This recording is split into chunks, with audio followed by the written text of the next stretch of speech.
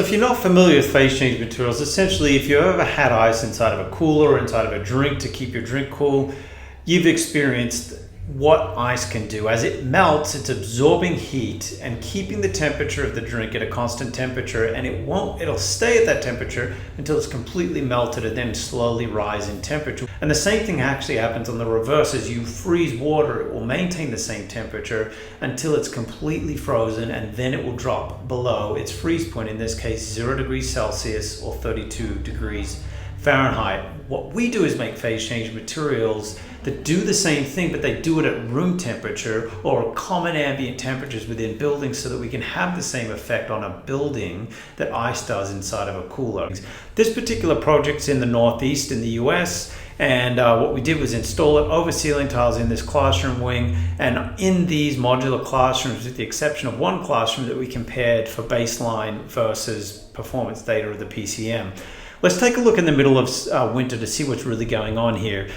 This is in the middle of February or early February. We're just going off the end of a weekend, and we've got that early morning warm up without the PCM or phase change material. You can see here what we're seeing is like a heat map showing when the heating system is turning on. So consistent operation of the heating system all day to maintain comfort. Turn off the heat, and by around about 11 or 10 p.m. in the evening, the heat comes back on, and we're maintaining our overnight temperatures.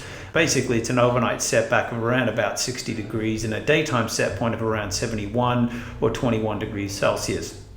So consistent patterns here, overnight temperature drop, and energy use during the daytime. Now look what happens when we put the PCM in the room and compare identical next door during that same time slot. What we're looking at here is this little heat map of the runtime of the heating system, significantly less. There's a kind of similar operation during the daytime in the early morning hours, and then much less operation in the afternoon. Turn off the heat at night, and we're holding temperature all night until the next morning before our startup begins. So we're seeing much less operation during the day during occupied, and practically no energy use overnight. And this is in a pretty poorly operating envelope. It's a modular structure with 2x4 walls and low R values. So pretty strong temperatures overnight that we're dealing with below zero temperatures. So definitely below the freezing sort of range, pretty demanding environment.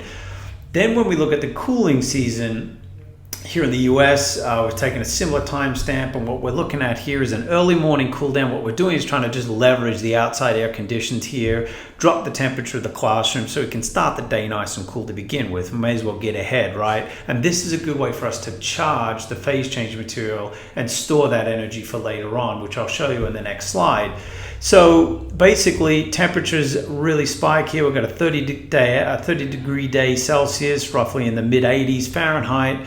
Temperatures begin to rise steadily in the space until we hit that set point. In this case, it's 76 or so, 25 degrees or so Fahrenheit, and then the temperature drops as we try to maintain that set point. In the phase change room, basically what's happening is we're charging that material in the morning, and then we're letting it hang all afternoon, and we're not exceeding the point at which we need to run the air conditioning to maintain comfort. So we're just running cooling in the morning. This is the weekend, Monday, and then a Tuesday we're running cooling in the morning to drop the temperatures, and then we're maintaining our comfort zone all day until the next morning. So we're using energy. If anything, we're just running the fan to pull in fresh ventilation air from outside, because we've got pretty consistent low ambient temperatures overnight. We can, on this morning here, we can charge our phase change material because the temperature outside is lower than the temperature that's going to freeze the phase change material. Whereas these two mornings, we're more than likely using high efficiency cooling because we're very close to ambient conditions already.